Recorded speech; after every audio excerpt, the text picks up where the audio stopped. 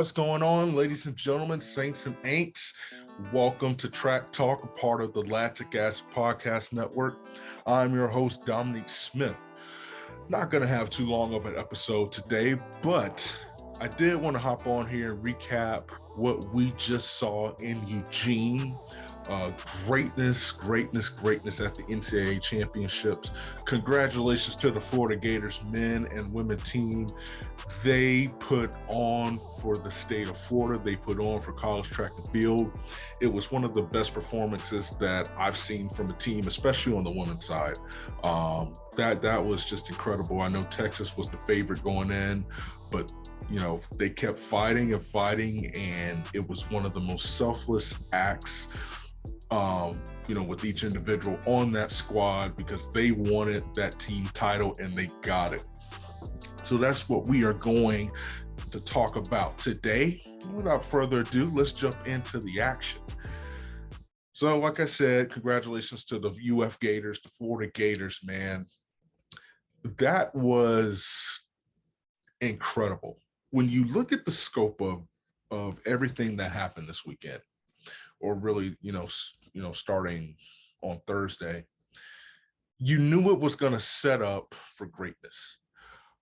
But I can honestly say this was one of the most, I'm not sure how I want to, there were so many things I didn't expect in this meet. I mean, it's some of my predictions. We had Brett Shields on the show. I was wrong on a few predictions, and that's fine. That is totally fine. But it's why you love the sport of track and field. You saw the steeplechase record go down, and the weather was not cooperating. It hardly ever does, for the most part in Oregon. But it was cool. It was rainy. But man, I mean, they put on like all these athletes, and a big shout out to all the athletes that participated, man. You guys are the future of track and field, and you guys are why, and girls, of course, is why the sport is so great. The women's teams, the men's team, they just did incredible things. So just to go through some, the top events, then I'm going to share with you an opinion of mine. I don't know if it'll get pushed back. I don't care at this point, but the record speaks for itself. Gotta give a big shout out to Joe Fahnbulleh, man. Everybody wants to talk about his sport, to talk about his start, and he's like a linebacker out there. But Mike Holloway, his coach, said he hasn't seen anyone with greater top end speed. I haven't either. And the thing about it is, we're saying his start is so bad. It's so bad. He has a better start in the 200 than he did the 100, than he does the 100. So, Holloway talked about it in, his interview. They're still working on that start, but he is never out of the race. As he said in his interview, Joe, at 30 meters, it's 30 meters. Be in the race at 30 meters. And then he's gone. And then he was gone. And he was one of the wild cards, because I thought it could be Matthew Bowling. I was wrong. But the presumed favorite was Mekhi Williams.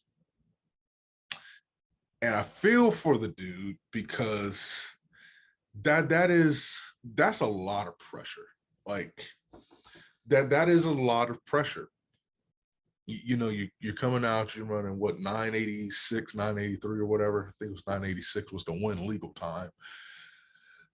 Looked good in the first round, and I don't know what happened. I don't know if the pressure got to him. Being in Eugene, being the favorite, but it's unfortunate that he could not get it done. I hope he comes back to school, to be honest with you, because he has all the talent and potential in the world.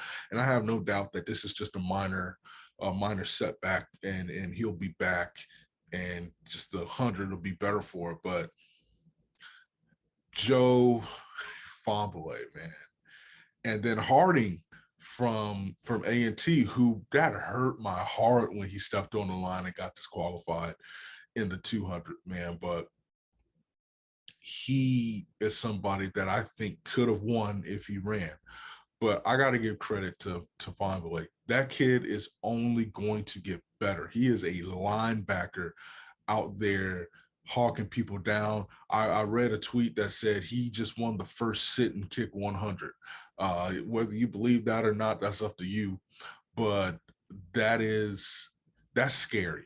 That top end speed, Lord have mercy. If he gets even, if that start just gets a hair better, y'all, I'm trying to tell you, he's coming after you like you owe him some money. And it's one of the best things to watch. So big shout out to him.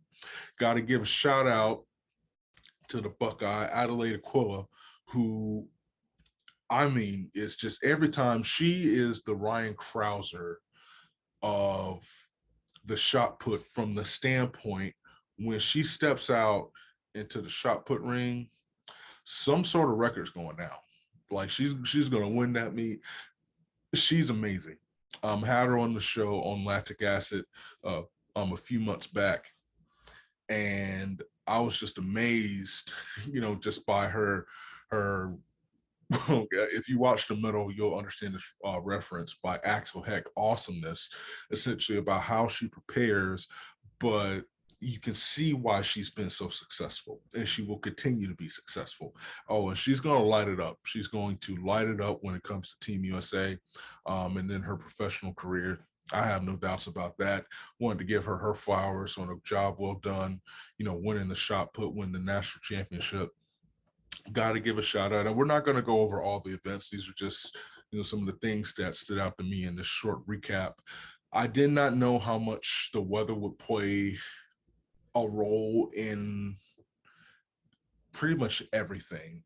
And then it seemed in some meets it played in some events it played a bigger role than others. One of the things we've talked about on this show is who can be that collegiate athlete to make Team USA at Worlds this year, but to actually contend for a medal. And so Anna Hall, I'm going to get to her in a second, was the consensus, favorite. And then Abby Steiner, who I'm going to get to in a second, was somebody that, people felt, as well as Melissa Jefferson. Talitha Diggs has to be added to that list because when she shows up, y'all, like, put some respect on her name. She shows up, and to break sub 50 in a tightly contested, race with such implications. And Florida had another fifth place finish that, gave them the points that they needed. She is the real deal. And she runs that race. I think RG3, who I got to give a shout out to ESPN for actually bringing him on the show. And I don't know, NBC, either let's put track and field on ESPN the way it should properly be put, and then have guys like RG3 commentating, or and put Chad Ochocinco in there, like put somebody in there, that can add to that level. But he did an incredible job over all the events. But I think he said it was a lethal kick that she has. Listen, she can separate with the best of them in that 400, man. And she is somebody that I think she can sneak onto that team. And, I trust Coach Holloway and how he prepares his athletes. I do think she's somebody, maybe I don't know if she can medal, but she's somebody that you shouldn't sleep on. That's for sure. But the other guy that I have to mention, and I can't believe I haven't mentioned him before, is Trey Cunningham. That dude, I'm so, he tearing 2 hamstrings, coming back and doing what he's doing, 13 even, and he could still go faster. He's going to break 12. I'm telling you. We talk about Grant Holloway, who I know some people are like, I don't know if he's going to make the team this year. Grant Holloway is going to make the team. He's going to be fine. trust me, he's going to be fine. And then, Daniel Roberts, incredible hurdlers. Trey Cunningham, it's a hot take. Trey Cunningham is making this team. You can put it here first. Trey Cunningham is making this team. He is making Team USA.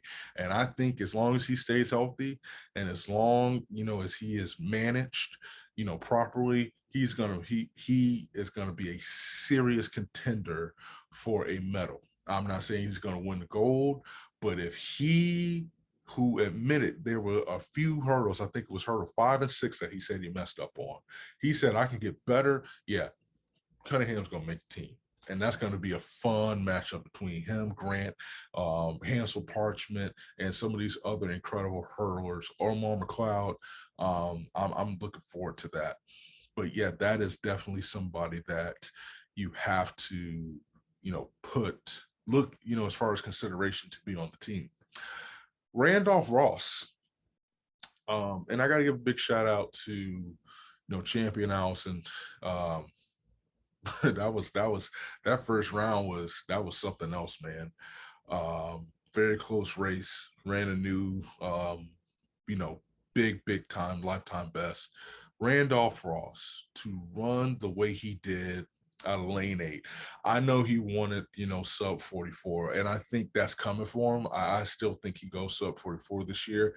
Now he was tired, when he ran the last cycle at the Olympics, but I think, his dad, who is now, running things at Tennessee, I think that they'll use what they learn, and then he'll be ready for USA's, and then he'll be ready more so for Worlds. And I'm interested to see. The one thing I'll say this, I'm interested to see with all the collegiate athletes is the switch from 2 rounds being the prelim and then the final to you got, 2 preliminary rounds and then the final. Your first round, your semifinal, and then your final. I think in certain events that could be interesting, and I think the 400 is one of those events because the lactic acid that builds up is something serious. But like I said, Randolph Ross has that experience, and so he's somebody to watch. But I wanted to give him a big shout out. 44.13. That was a heck of a time, man, and he did an incredible job. Jasmine Moore. Y'all, she is the real deal. Florida's transfers, I believe they scored, I saw something, 48 points for those transfers. Man, oh man, oh man, oh man. And you understand why they transferred to Florida. Jasmine Moore put some respect on her name, just collegiate record, consistent. She's amazing, and she had an incredible performance. Anna Hall, man. Anna Hall. I don't know. I put it on social media, and I'm trying to find the post right now. But essentially, I said, give her the Bowerman, and I don't think that's doing it justice. Give her the Heisman. I'm not even kidding. Give her the Heisman. Give her the Naismith. Give her every award. And, when I said that selfless act, that's what I was talking about, going in, wanting to compete in the hurdles to get the team points and to come in second place. I don't understand how she did that, but I don't think people understand how difficult that is. That is a tough race. And then to come back and run an 800. There is no debate, in my opinion. You give her every award. If you want to rename that award, if she wants to rename that, if she comes to you and says, I want that reward named to the Anna Hall Award, you put it as the Hall Award. That was one of the most incredible performances. If she pulled it off, then that's fine. But it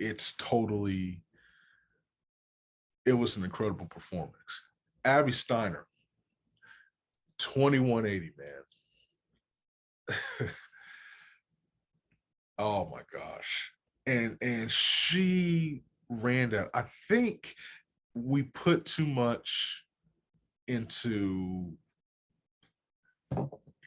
for example, if your key race is the 100, then I don't really care about your 200.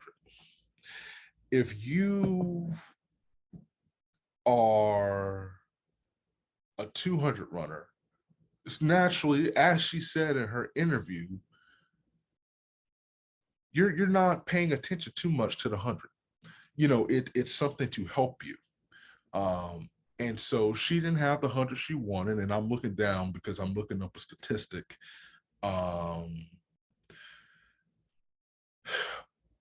still, to run 21.8, man, let me tell you something. I feel like she can go faster because she is just truly incredible at what she does in that race. And it was a joy to watch her break out and succeed.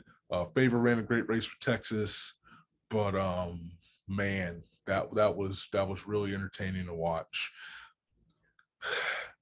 And she's somebody that I can't wait to see at USA's. That's gonna be a tightly contested race, and we're gonna do a preview of USA's coming up in the next week or so. We're gonna have some really good episodes on here, so definitely be sure to check that out. And so, yeah, Abby's a threat, man. Abby's a threat. I just hope she can continue that momentum into USA's and then into Worlds. If she does, I don't know if she's beaten the Elaine Thompsons and Sharika. Put some respect on Sharika Jackson's name. And then the U.S. has a stable of runners. You got Jenna Prandini, obviously Gabby Thomas. There's just so many, unique runners. Like I said, we're going to get to that. It will be interesting to see her go against them, but Abby's definitely a threat. Another person that I don't think got the respect that they deserve was Britton Wilson, winning the 400 hurdles. That was an incredible performance. That was a great performance. And I know, we came in talking about Hall and all that stuff, but give her flowers, Wilson. She is an elite athlete who will continue to get better. And she rocked it, man. She rocked it. And I just wanted to be sure to say that. Oh, man. There were so many, great races. Gotta give a shout out to Caitlin Toohey. NC State, that 1500. Got to give a shout out to my who predicted that? There was a prediction. It slips me, but Marley Starwoper is somebody who, if you know anything about her story, it's an incredible story. She's awesome. She finished 9th, I believe. NC State has an incredible program, and they're only going to get better. But Caitlin Toohey, there were so many expectations on her. And to me, it was good to see her just run free and run her race. She is a superstar in every respect. And so that was an impressive performance. But Florida's Parker Valby, who finished second. Y'all, I hope go to Flow Track and watch that post-race interview with her. She's been hurt. So she runs twice a week. If I'm not mistaken, at SEC's, that was her first, I want to say, week or two of running. So she runs twice a week, hasn't run this event coming off of an injury. Pretty much is doing the bare maximum and the bare minimum. The bare maximum being the most she can do. The bare minimum is not being able to do a full workload without getting hurt. And comes out and comes in second in an insanely talented field. Man, listen, that is tougher than hen's teeth. And I got to give her props. I got to give props. One other thing about Abby Steiner, 48-9. That was legit. That was crazy. That was legit. The relays were great. All of them. Texas did their thing. The Gators showed out. I thought Houston was going to pull it out because that's the prediction that I was making. But I was wrong, on that end. And man, Arkansas had a young man, in the decathlon who balled out. There were just so many great performances. And like I said, I didn't come in to go over every single one of them. Just wanted, like I said, to make this kind of a shorter show. I was curious about how the crowd turned out with being Eugene, because it was highly talked about, especially with not necessarily having the turnout that everybody thought with everything going out there. It is hard to get to Eugene. It's very difficult to get to Eugene, and there's some logistical challenges, about having, major things there and so many things there. I was hoping and I was thinking it would be packed. It wasn't, but there's so many factors at play with the weather, when it happened. I think that track is still legit. And you definitely hope that, going forward, the USAs, especially USAs, I think World's going to be packed regardless, but you still hope that, they can get that stadium loud and pumping, because when it's rocking, it's one of the best places in sports to be. But I want to close with something very serious. I want to talk about Coach Mouse. If you don't know who that is Mike Holloway. Coach Mike Holloway, if you're doing a I'm going to start it over. Coach Mike Holloway, if you were talking about the Mount Rushmore of coaches, if he's not up there being number one, then your list is already messed up. Like, that's the greatest. I know there's a ton of great coaches around track and field. What Mike Holloway does year in and year out is just insanely amazing. One of the best people will just like, the highlight, the press, the post-race interviews was, when he turned back to Joseph when he, asked him to, be quiet, and he gave that, wait till I get home kind of look. But those athletes love him. They run for him. They compete for him. And he is just an incredible coach on the professional level, on the collegiate level. And like I said, we use the word GOAT freely. To me, I'm hard pressed to find too many coaches better than he is. Like I said, I know everybody has their opinions, but if you're building a Mount Rushmore, a top list, I think he's arguably the best coach. To me, he's the best coach in all Florida athletics ever. Come after me if you want to. I don't care. Mike Holloway's the real deal. He breeds champions. He breeds excellence on and off the track. And I'm so happy for him. I'm so happy for the Gators and that impressive performance to win the NCAA title. Like I said, I didn't want to come on too long. The New York Grand Prix is about to come on, and we're going to talk about that this week. And there's some impressive performances. We got to talk about Rome. We got to talk about Sharika Jackson. We got to talk about what's going on in the distance. We got some incredible guests coming on.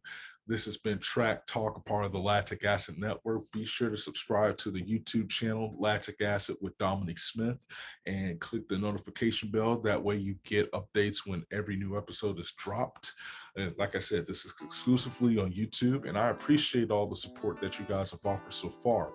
If you go on the page, it has the link where you can find me on Instagram at Lactic Acid Pod or Lactic Acid Podcast. And then obviously you can follow me on Twitter, Lactic Acid _pod, and you can follow me at Dom Smith _news. I've had so much fun, with this, It's been incredible, the interactions. I appreciate each and every one of you.